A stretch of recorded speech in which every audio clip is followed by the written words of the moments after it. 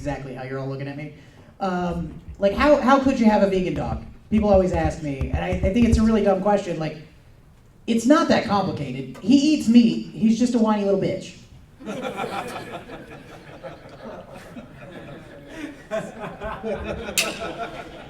My favorite part of that joke is I'm a vegetarian, so I'm running around making fun of vegans, and I'm practically the same thing. But in Oklahoma, when you tell people you're a vegetarian, they tell you you're gay, which I think is really weird. I'm not gay. I only do gay stuff if I'm drunk, so it's fine. I have a really bad drinking problem, by the way. I don't know if that's something we should talk about. Speaking of dogs, though, I feel like having a dog is a lot like having a penis.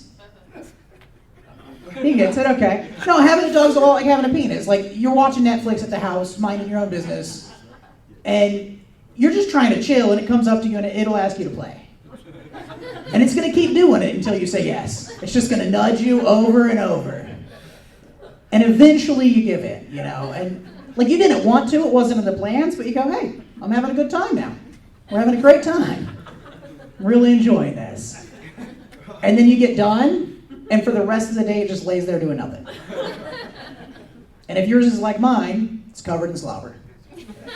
The other thing is, I learned this about dogs and penises. People look at you funny sometimes if you're in public and you start beating on it. Doesn't really matter if it's the dog or the penis. People don't like it, you know? It's not their thing. I was actually at the mall earlier today, and an older guy came up to me, and my daughter's almost 13. And he comes up to me, and he goes, "Oh my God, she's so beautiful." And I was like, "Thank you, cool. Like, that doesn't bother me." But then he took it to a creepy place. He goes, "No, she's gorgeous. You're going to have to beat the little boys off with a stick." And I was like, I don't like that. That's creepy. Also, like, why do I have to beat little boys off?